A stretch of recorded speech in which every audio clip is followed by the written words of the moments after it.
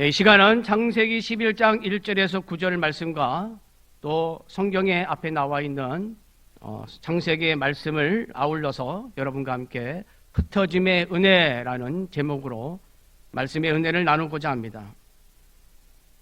하나님이 세상을 창조하신 이후에 사탄으로 인하여 세상에 죄가 들어오고 이 죄는 급속도로 퍼져서 사람을 잡아먹을 듯이 덮쳐버렸습니다. 이 하나님이 세상을 보실 때에 사람의 죄악이 세상에 가득하고 사람은 마음으로 생각하는 모든 계획이 항상 악한 존재가 되었습니다.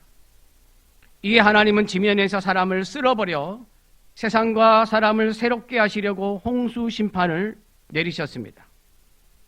세상이 새롭게 되기를 원하셔서 홍수 심판을 내리셨지만 세상과 사람에 대한 하나님의 근본 마음은 사랑이었습니다. 이에 하나님은 다시는 땅을 멸할 홍수가 있지 않을 것이라고 약속하셨고 그 약속의 증거로 무지개를 주셨습니다. 또한 창세기 9장에서는 방주에서 나온 노아와 노아 가족들에게 창세기 9장 7절에 이렇게 말씀을 하십니다. 너희는 생육하고 번성하며 땅에 가득하여 그 중에서 번성하라 하셨더라. 창세기 1장 28절에도 이런 말씀이 나오는데 하나님은 사람에게 생육하고 번성하는 복을 노아 홍수 이후에도 또한 허락하셨습니다. 이에 창세기 10장에는 생육하고 번성하는 하나님의 복이 현실로 나타납니다. 창세기 10장에 보면 노아의 족보가 나오는데 이 노아의 족보를 통해서 노아의 세 아들 셈과 함과 야벳의 후손들이 급속하게 늘어났음을 보여주고 있습니다. 그런데 창세기 10장의 족보를 소개하는 것을 보면 야벳과 함과 셈의 순으로 거꾸로 되어 있습니다. 그 이유는 성경은 중요한 인물을 뒤에 소개하면서 하나님의 섭리가 점점 더 점차적으로 진행된다는 것을 보여주고 있습니다. 창세기 10장에 나오는 노아 자손의 족보에는 야벳 족속이 14개 족속, 함 족속이 30개 족속, 셈 족속이 26개 족속입니다. 모두 합치면 70개 족속입니다. 그런데 성경에서 숫자는 하나님의 의도, 계획, 뜻이 함축되어 있는 상징을 나타낼 때가 많습니다. 예를 들어 1은 오직 한 분이신 하나님, 2는 법정에서 증인이 최소 2명이 있어야 했기에 증인, 3은 하나님은 삼위의 하나님이시고 예수 그리스도께서 3일 만에 부활하셨기에 하늘의 숫자, 7은 하나님이 6일 동안 세상을 창조하시고 7일에 안식하심으로 말미암아 모든 창조를 완성하셨기에 창조주 하나님의 신성, 그리고 10은 완전수를 상징을 합니다. 그러므로 70이라는 숫자는 히브리인들에게는 완전한 하나님의 뜻을 나타내는 숫자입니다. 따라서 노아의 족보에 70개 족속이 나오는 것은 세계 모든 나라가 하나님의 뜻 가운데서 노아의 후손을 통하여 이루어졌다는 것을 보여주려고 하는 것입니다. 또한 창세기 10장 노아의 족보에 나오는 명단 가운데는 구스, 미스라임, 미스라임은 애굽, 이집트의 히브리식 명칭입니다. 그 다음에 아수르, 아람 등은 후에 나라 이름이 됩니다. 또한 달시스, 기띔, 가사, 니느웨, 시돈 등은 도시 이름이 됩니다. 또한 블레셋, 가나안, 여부스, 아모리, 기르가스, 히위, 오발, 루딤, 이 이름은 나중에 민족의 이름이 됩니다. 노아의 족보에서 나라, 도시, 민족 이름이 나오는 것은 노아 후손이 세계 각 지역으로 흩어져서 족속을 이루고 도시를 건설하고 나라를 세워서 살았다는 것을 보여주는 것입니다. 그래서 창세기 10장의 맨 마지막 절, 창세기 10장 32절에 보면 이렇게 말씀합니다. 창세기 10장 32절입니다. 제가 읽어드리겠습니다. 이들은 그 백성들의 족보에 따르면 노아 자손의 족속들이요 홍수 후에 이들에게서 그 땅의 백성들이 나뉘었더라. 그러니까 하나님은 믿음의 사람 노아의 후손들이 온 세계에 흩어져 살기를 원하셨고 또한 그렇게 되었습니다. 그리고 수백 년이 지난 후에 창세기 11장에 도착합니다. 그리고 창세기 11장 1절은 이렇게 시작합니다. 함께 봉독합니다. 온 땅의 언어가 하나요 말이 하나였더라. 1절만 봉독하겠습니다. 창세기 10장 32절에서 땅의 백성들이 다 흩어져서 나뉘어서 살게 되었는데 창세기 11장 1절은 언어가 하나이고 말이 하나라고 하면서 언어가 하나인 사람들이 무언가를 행한다는 것을 암시하고 있습니다. 또한 창세기 11장 6절에 하나님은 사람들이 성읍과 탑을 쌓는 것을 보면서 이렇게 말씀하십니다. 창세기 11장 6절입니다. 함께 봉독합니다. 여호와께서 이르시되 이 무리가 한 족속이요 언어도 하나이므로 이같이 시작하였으니 이후로는 그 하고자 하는 일을 막을 수 없으리로다. 그러니까 언어가 하나이고 말이 하나인 것, 이게 성읍과 탑을 쌓는 사건의 원인이 됩니다. 언어가 하나였다는 말은 천지창조 때부터 사람들이 쓰는 말은 하나였다는 것입니다. 그래서 사람들은 한 언어로 의사소통을 하였습니다. 그러니까 의사소통에는 전혀 불편함이 없었습니다.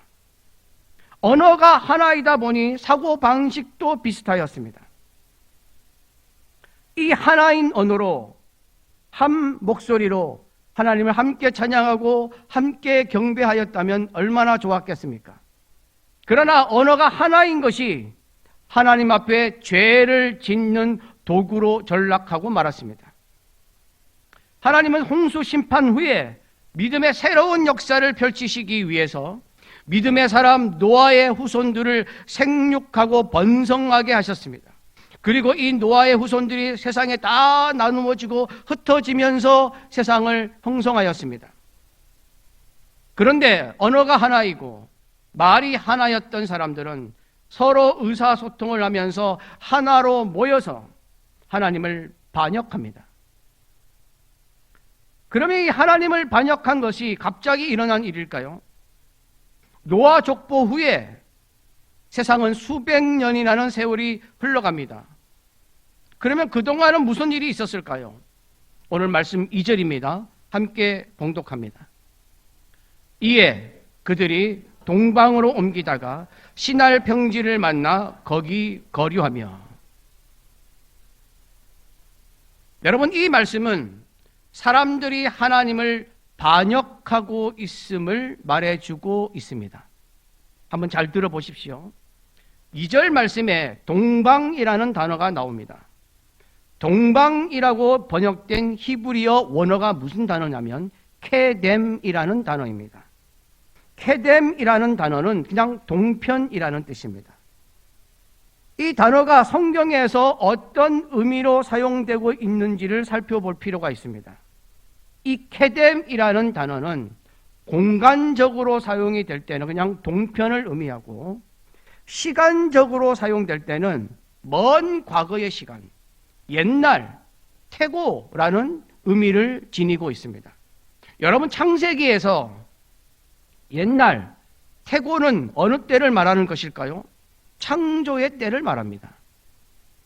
그리고 창세기 11장에 바벨탑 사건이 있기 전까지 이 케뎀이라는 단어를 성경이 어떻게 사용하였는가를 보면 창세기 1장에서 10장까지 모두 5번이 나옵니다. 그 중에 4번의 예를 살펴보면 공통점이 나옵니다. 제가 설명을 드릴 테니까 이 공통점을 한번 찾아보십시오. 창세기 2장 8절에는 하나님이 동방의 에덴의 동산을 창설하시고 라는 말씀에서 사용됩니다. 창세기 2장 14절에는 에덴 동산에 흐르는 셋째 강인 힛데겔, 이 힛데겔을 설명하면서 힛데겔은 아수르 동쪽으로 흘렀다라는 말씀에서 사용됩니다. 세 번째 창세기 3장 24절에는 하나님이 범죄한 아담과 하와를 쫓아내시고 에덴 동산 동쪽에 그룹들과 불칼을 두어서 생명나무의 길을 지키게 하셨다라는 말씀에 사용됩니다. 네 번째, 창세기 4장 16절에서는 가인이 살인을 저지르고 여호와 앞을 떠나 에덴 동쪽 놋 땅에 거주하였다라는 말씀에 사용됩니다. 공통점을 찾으셨나요? 모두 어디와 관련되어 있습니까? 에덴 동산과 관련이 되어 있습니다. 그러므로 2절에 나오는 케뎀, 동쪽이라는 것은 에덴의 동편을 말하는 것입니다. 이처럼 케뎀은 공간적으로나 시간적으로나 하나님이 태초에 처음 창조하신 때의 에덴 동산과 관련이 되어 있습니다. 하나님이 사람을 창조하시고 거주하게 했던 곳이 바로 에덴 동산입니다. 에덴 동산은 사람이 하나님과 함께 했던 곳입니다. 그리고 2절에 보시면 동방으로 옮기다가 라는 말이 있는데 이 말을 히브리어로 직역을 하면 동편으로부터 이동하였다입니다. 그러니까 동방으로 옮겼다가 아니라 동방으로부터 옮겨왔다는 것입니다. 동편에서부터 옮겼다는 것입니다. 다시 말하면 사람들은 하나님이 거하시던 에덴 동산 동편으로부터 옮겼습니다. 하나님이 거하시는 에덴 동산 동쪽으로부터 사람들이 멀어져 갔습니다. 그러니까 하나님을 떠난 것입니다. 사람들은 하나님을 떠나서 시날 평지로 갔습니다. 그럼 시날 평지는 어떤 곳이냐? 지도를 보여주십시오. 시날 평지는 저기 보시면 유브라데 강이 있습니다. 유브라데 강은 성경에 보면 에덴 동산에 네 강이 그 주위를 흐르고 있었는데 유브라데 강은 에덴 동산의 셋째 강이고 그 다음에 티그리스 강이 저기 파란색으로 보이시는데 티그리스 강은 힛데겔입니다. 에덴 동산 주위에 있었던 네 번째 강입니다. 저 유브라데 강과 티그리스 강 사이에 위치한 바벨론 지역이 바로 시날 평지입니다. 저곳에서 오늘 사건이 일어난 것입니다. 이 지역은 두 강 사이에 있기 때문에 물이 풍부한 지역이었고 넓은 평지로 둘러싸여 있어서 사람들이 굉장히 좋아하는 곳입니다. 그러니까 사람들은 하나님을 떠나 자기들 눈에, 사람들 눈에 보기 좋은 곳으로 간 것입니다. 여기에서 일을 벌입니다. 창세기 11장 3절 4절입니다. 함께 봉독합니다. 서로 말하되 자 벽돌을 만들어 견고히 굽자 하고 이에 벽돌로 돌을 대신하며 역청으로 진흙을 대신하고 또 말하되 자 성읍과 탑을 건설하여 그 탑 꼭대기를 하늘에 닿게 하여 우리 이름을 내고 온 지면에 흩어짐을 면하자 하였더니 사람들은 자기들 눈에 보기 좋은 곳을 택하여 거기서 성읍과 탑을 쌓습니다. 그리고 햇빛에 말린 벽돌보다는 훨씬 단단한 구운 벽돌을 만들자고 말합니다. 그리고 약한 진흙 대신에 접착력이 강한 역청을 사용하여 튼튼한 탑을 쌓자고 말합니다. 견고하고 강하게 만들자는 것입니다. 이렇게 튼튼하게 성읍과 탑을 쌓는 이유는 탑 꼭대기를 하늘에 닿게 해서 우리의 이름을 내고 온 지면에서 흩어지지 말자는 것입니다. 성읍과 탑을 강하고 튼튼하게 만들어서 우리가 얼마나 강한지 하늘에 닿게 하여 하나님께 보여주자는 것입니다. 그리고 우리의 이름을 내자고 말합니다. 하나님의 영광을 드러내는 것이 아니라 인간의 명예를 드러내자고 말합니다. 하나님의 이름을 높이는 것이 아니라 자기들의 이름을 높이자고 말합니다. 무슨 말입니까? 하나님이 필요 없다는 것입니다. 우리가 하나님처럼 살자는 것입니다. 하나님은 노아의 족보를 통해서 땅의 백성들이 흩어져서 살기를 원하셨습니다. 그런데 성읍과 탑을 쌓은 사람들은 그와 반대로 흩어짐을 면하고 우리가 힘을 합하여 하나님과 같이 되자고 말합니다. 여러분, 사탄이 하와를 유혹할 때 하나님과 같이 되어라는 말을 했습니다. 기억이 나십니까? 이 말로 하와를 넘어뜨렸습니다. 성읍과 탑을 쌓는 사람들도 성읍과 탑을 하늘에 닿게 하여 하나님과 같이 되자고 말하고 있습니다. 하나님과 같이 되자는 것은 하나님이 필요 없다는 교만의 극치를 보여주는 것입니다. 여러분, 지금도 사람들은 하나님을 부인합니다. 수많은 사람들은 하나님을 부인하고 자기 힘으로 바벨탑을 쌓으면서 하나님과 같이 되려고 하고 있습니다. 과학의 힘으로 하나님이 되려고 합니다. 물질의 힘으로 하나님처럼 되려고 합니다. 권력으로 하나님이 되려고 합니다. 무력으로 하나님이 되려고 합니다. 가스라이팅으로 하나님이 되려고 합니다. 온갖 방법으로 하나님이 되려고 하고 하나님이 필요 없다고 외치고 있습니다. 여러분, 사람이 세상을 살아가는 방식에 있어서 취하는 기본 자세는 딱 두 가지밖에 없습니다. 신본주의냐 인본주의냐 하는 것입니다. 창조주 하나님이 사람을 창조하셨기에 사람은 하나님이 아니면 존재할 수도 없습니다. 따라서 사람은 하나님 중심, 신본주의로 살아가야 합니다.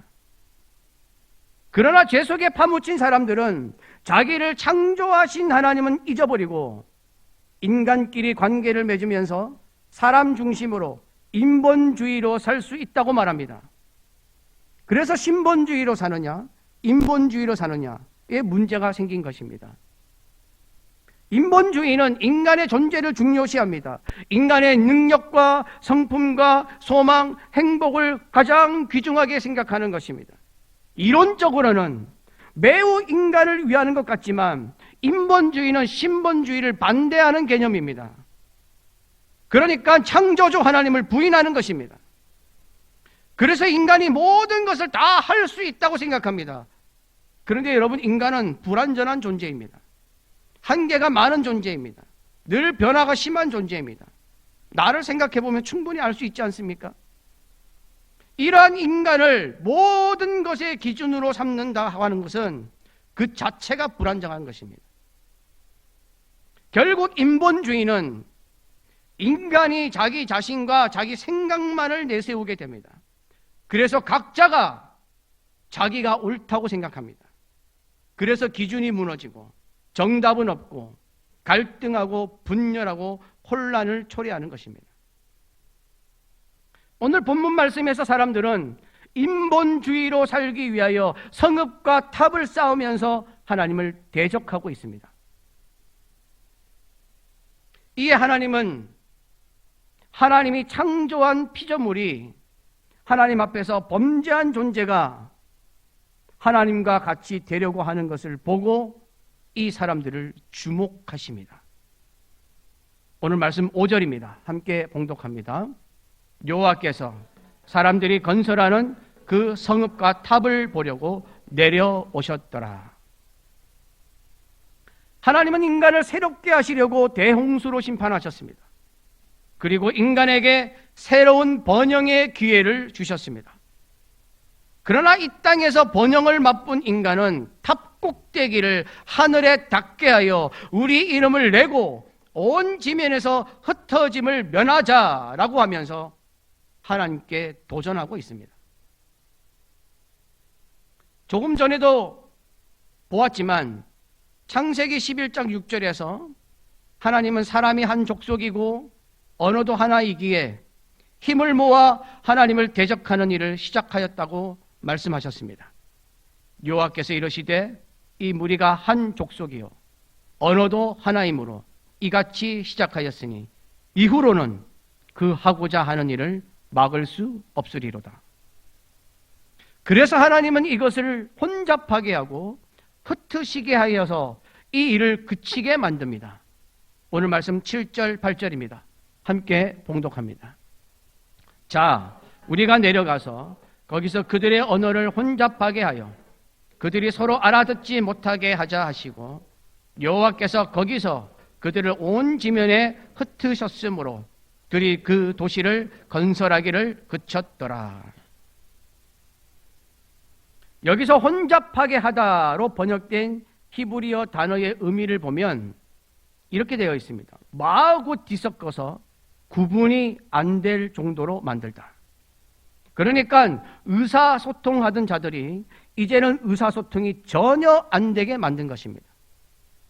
하나님은 하나님과 같이 되기 위하여 벽돌로 성읍과 탑을 쌓는 인간들의 교만한 노력을 혼잡하게 만들어서 다 무너뜨리셨습니다.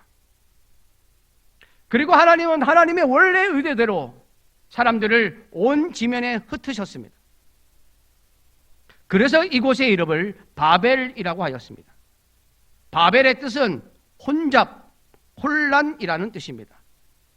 오늘 말씀 9절입니다. 함께 봉독합니다. 그러므로 그 이름을 바벨이라 하니 이는 여호와께서 거기서 온 땅의 언어를 혼잡하게 하셨음이니라. 여호와께서 거기서 그들을 온 지면에 흩으셨더라. 하나님은 사람들이 하나님처럼 되려는 교만을 보시고 그 교만을 그치게 하시려고 사람들을 혼잡하게 하여 흩으셨지만 그 흩으심은 하나님의 은혜였습니다. 왜냐하면 사람들이 더 이상 죄를 짓지 못하게 하셨기 때문입니다. 더 이상 교만하지 않게 하셨기 때문입니다.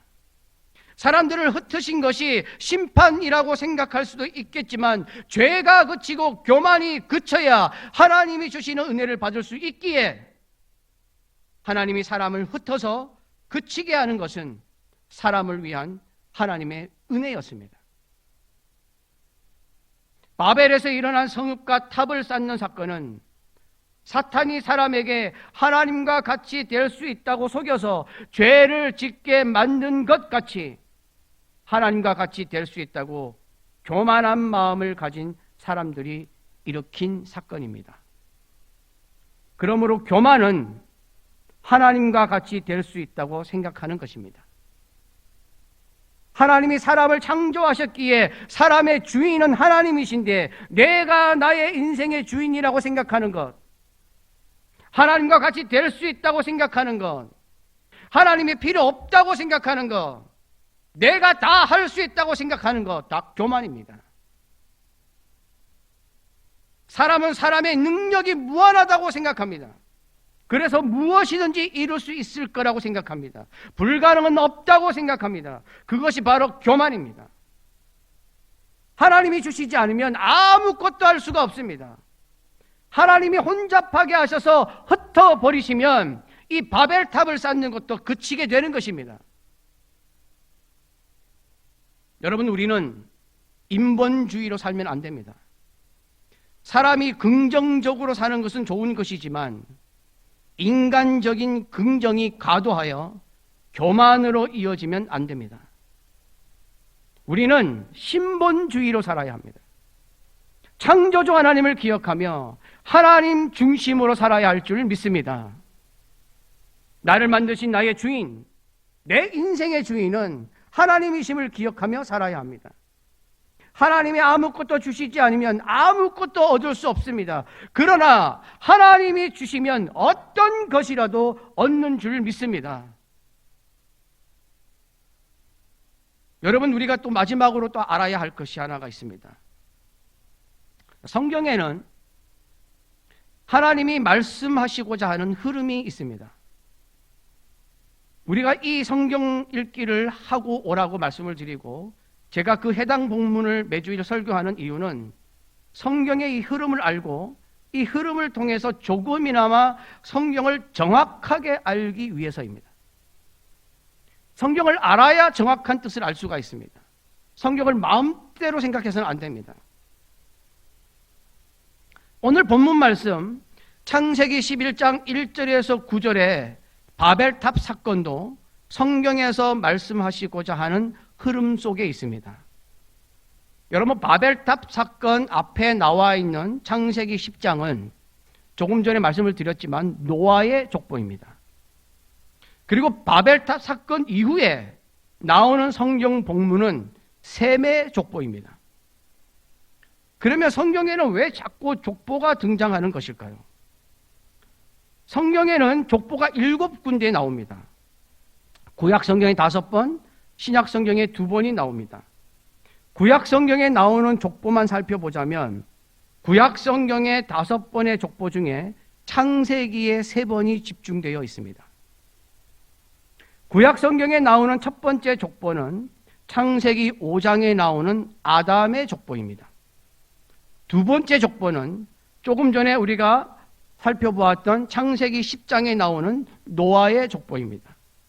세 번째 족보는 오늘 우리 말씀, 본문 말씀인 창세기 11장 바벨탑 사건 이후에 기록된 노아의 아들 셈의 족보입니다. 네 번째는 룻기 4장에 나오는 유다의 아들 베레스의 족보이고, 다섯 번째는 역대하 1장에서 9장에 나오는 이스라엘의 12지파의 족보입니다. 여러분, 이 족보들은 그냥 의미 없이 적어진 족보가 아닙니다. 족보는 우리가 성경을 읽을 때 굉장히 지루한 족보입니다. 우리 성경 통독을 항상 실패하게 만드는 부분이 족보입니다. 그런데 이 족보는 그냥 쓰여진 족보가 아닙니다. 그냥 성경 인물들의 명단을 공개하는 족보가 아닙니다. 하나님은 이 족보를 통해서 무언가를 말씀하시고자 하는 것입니다. 창세기에서 하나님이 온 세상을 창조하셨지만 사탄으로 말미암아 세상에 죄가 들어왔고, 이 죄는 하나님과 사람과의 관계를 끊어버리고 믿음으로 살지 못하도록 하려고 지금까지도 끊임없이 사람들을 괴롭히고 있습니다. 그래서 하나님은 성경에 나오는 이 족보를 통해서 무언가를 말씀하고 있습니다. 구약 성경에 5번에 걸쳐 등장하는 족보는 공통점이 있습니다. 무슨 공통점이냐면 창세기 5장에 나오는 아담의 족보는 하나님의 말씀에 불순종하며 죄를 지은 아담과 하와를 심판하기 위해서 아담과 하와를 에덴 동산에서 쫓아내신 후에 죄악으로 물든 세상에 아담과 하와에게 하나님을 경외하는 아들 셋과 에노스를 주시면서 이 땅에 믿음의 새로운 역사를 펼치시려고 할 때 언급하고 있습니다.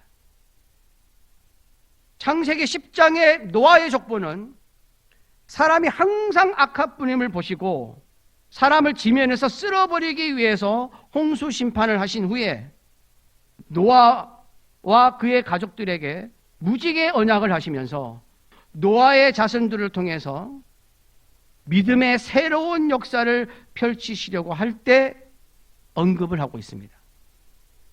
창세기 11장의 셈의 족보는 아브라함으로 이어지는 족보인데 사람이 하나님 앞에 교만하여 바벨에서 성읍과 탑을 쌓는 죄를 지은 후에 하나님이 언어를 혼잡하게 하셔서 그치게 하시고 사람들을 흩으신 후에 아브라함을 통하여 믿음의 새로운 역사를 펼치시려고 할 때 언급하고 있습니다. 룻기 4장의 베레스의 족보는 다윗의 조상들의 족보입니다. 그래서 다윗을 소개하기 위해서 나오는 족보입니다. 성경 사사기에 나오는 사사시대에 사람들은 하나님께 순종하지 않습니다. 자기 소견에 오른 대로 자기 생각대로 자기 마음대로 살아가려고 하는 혼란의 시대를 겪습니다. 그래서 하나님이 이방 나라를 통하여 이스라엘을 고통을 당하게 하면 그때야 하나님께 부르짖고 하나님께서 그래서 구원해 주시면 다시 하나님께 죄를 범하는 것을 계속 반복하는 시대가 사사시대입니다. 이 사사시대에 쓰인 책이 룻기입니다. 이렇게 반복되는 이스라엘의 죄악을 멈추게 하시고 다윗을 통하여 믿음의 새로운 역사를 펼치시려고 할 때 언급하고 있습니다. 역대하 1장 9장에 나오는 이스라엘의 12지파의 족보는 이스라엘이 하나님과 언약을 어기면서 하나님을 버리고 우상을 극심하게 숭배하면서 우상을 섬기는 나라로 전락합니다. 그래서 하나님은 북이스라엘은 아수르를 통하여, 남유다는 바벨론을 통하여 심판하십니다. 하나님이 바벨론을 통하여 이스라엘을 심판하신 후에 바사라는 나라를 일으켜 세워서 바벨론을 무너뜨리십니다. 그리고 그 바사 왕 고레스를 통하여 바벨론 포로로 끌려갔던 이스라엘 백성들을 다 예루살렘으로 다시 돌아오게 하십니다. 그래서 이스라엘의 새로운 믿음의 역사를 펼치시려고 할 때 언급하십니다. 그러므로 구약 성경에 나오는 모든 족보는 하나님을 떠나 죄악 속에 있는 사람들을 징벌하시고 하나님을 믿는 사람을 통하여 세상의 믿음의 새로운 역사를 펼치시고자 할 때 그 믿음의 사람의 족보를 언급하셨다는 것을 알 수가 있습니다. 조금 전에도 말씀을 드렸지만 오늘 말씀, 본문 말씀 창세기 11장 1절에서 9절에 나오는 바벨탑 사건 후에 나오는 셈의 족보는 아브라함을 보여주기 위한 족보입니다. 그래서 맨 끝에 아브라함이 등장합니다.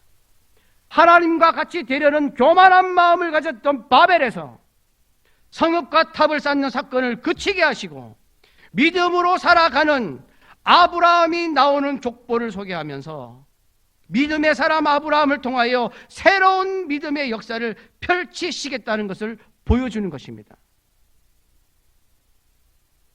그래서 우리가 다음 주에 살펴볼 창세기 12장에 나오는 첫 말씀이 무엇입니까, 여러분? 창세기 12장 1절이 무슨 말씀입니까?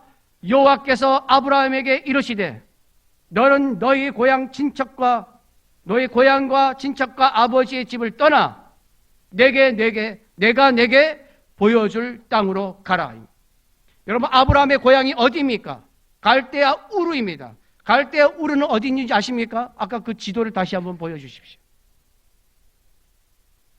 갈대아 우르는, 갈대아는 바벨론을 말합니다. 아까 바벨탑 사건이 일어났던 시날 평지, 거기가 바벨론 지역인데 그 바벨론 지역에 있는 곳이 우르입니다.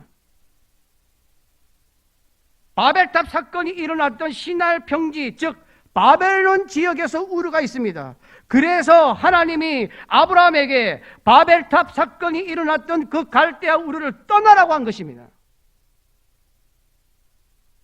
아브라함이 자기 고향이었던 바벨탑 사건이 일어났던 갈대아 우르를 떠나면서 아브라함의 믿음의 역사가 시작되는 것입니다. 성경은 이걸 보여주려고 하는 것입니다. 하나님은 항상 믿음과 관련되어 있습니다. 사람의 믿음을 위해서 하나님은 역사를 펼치고 있습니다. 여러분, 우리는 바벨에서 성읍과 탑을 쌓는 사건을 보면서 나는 어떤 사람인가를 살펴야 합니다. 나는 하나님의 중심인가? 사람 중심, 나 중심의 사람인가? 신본주의인가? 인본주의인가? 내가 하나님이 되려고 하지는 않습니까? 그래서 하나님이 필요 없다고 생각하지는 않습니까? 내 인생은 내 거니까 내 마음대로 할 것이라고 소리치지는 않습니까? 내 고집과 주장으로 똘똘 뭉쳐서 하나님 앞에서 성읍과 탑을 쌓고 있지는 않습니까? 물질의 성읍과 탑, 지식의 성읍과 탑, 정욕과 욕심의 성읍과 탑을 쌓고 있지는 않습니까? 만약에 그렇다면 하나님이 나를 혼잡하게 하시고 흩어주시기를 간구하십시오. 교만과 죄악 가운데서 하나님이 흩어지는 것은 은혜입니다. 그래서 여러분 모두가 여러분의 삶에서, 여러분의 가정에서, 여러분의 직장에서, 여러분이 거하던 어디든지 간에 하나님이 믿음의 새 역사를 펼치시기 위해서 사용하는 믿음의 사람이 되시기를 축복합니다. 여러분이 셋이 되고, 여러분이 에노스가 되고, 노아가 되고, 아브라함이 되고, 다윗이 되어서 여러분의 족보가 공개되면서 하나님이 나는 이 사람을 통해 믿음의 역사를 펼치겠다라고 선포하시는 그 믿음의 주인공이 되시기를 간절히 축복합니다.